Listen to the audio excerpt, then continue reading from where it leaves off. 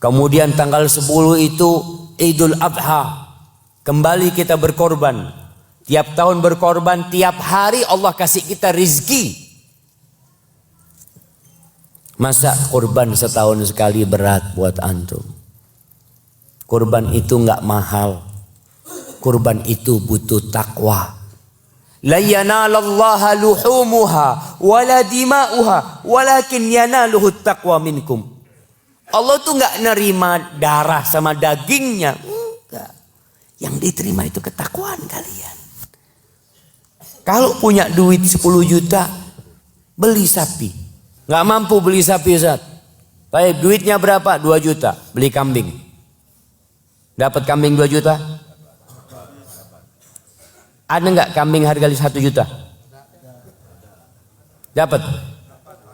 Domba itu umurnya cukup 6 bulan.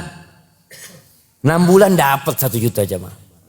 Tapi ala kulli hal, antum bisa 500 berkorban. Nggak butuh orang kaya berkorban, tapi butuh ketakwaan sama Allah SWT. Kalau antum mampu beli sapi silahkan.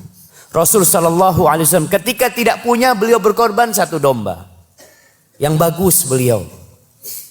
Dapat beliau yang bertanduk, ya, yang masya Allah dombanya. Ketika punya uang sedikit, beli 1 domba. Ketika punya uang banyak, beliau membawa 100 ekor onta. 100 ekor onta. Ketika beliau haji wada, dalam posisi punya harta, beliau bawa 100 ekor onta untuk korban di Mekah. 100 ekor onta. 1 onta kira-kira harganya ya ada yang 50 juta. Kalau dikali 100 sudah berapa? 5 miliar. Nabi tidak berpikir untuk memperkaya dirinya. Rumahnya tetap rumah Nabi sallallahu alaihi wasallam.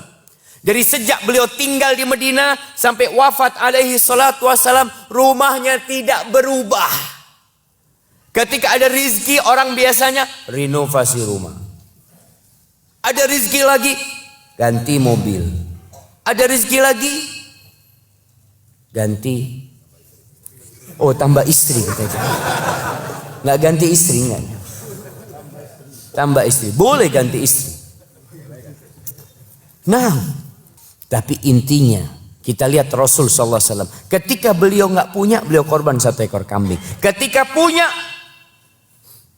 bukan 2 ekor kambing, bukan 3, bukan 4, bukan 5. 100 ekor onta. 63 ekor dipotong sendiri sama Nabi SAW. Motong onta itu bukan gini jamaah. Gini motong. Karena onta dipotong dalam kondisi berdiri. Itu 63 dipotong sama Nabi SAW. Kemudian sisanya dilanjutkan oleh Ali bin Abi Thalib radhiyallahu ta'ala anhu. Terus antum gak mau korban. Gak punya Ustaz, handphonenya dijual handphonenya. Oh, kebutuhan Ustaz, berapa harga handphonenya? 2 juta. Beli handphone harga 200. Ada nggak handphone harga 200? Ada.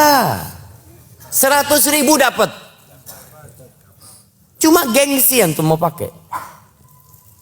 Antum korban. Nggak harus korban ditaruh di masjid. Bawa ke masjid. Ini korban anak. Atas nama Syafiq, Riza, Hasan, Baslama. Catat.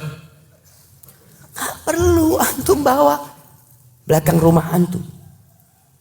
Ikat. Kasih makan. Besok ya Allah, aku mau potong ya Allah. Pulang dari masjid, antum masuk rumah. Tidurkan kambingnya. Bismillah, Allahu Akbar. Allahumma hadha minni wa an ahli. Allahumma taqabbal minni. Allah terima dari hamba ya Allah. Nggak perlu ada orang tahu antum korban. Nggak harus orang tahu. Potong. Ustaz, gimana? Anak nggak bisa ngulitin Ustaz. Potong sama kulitnya.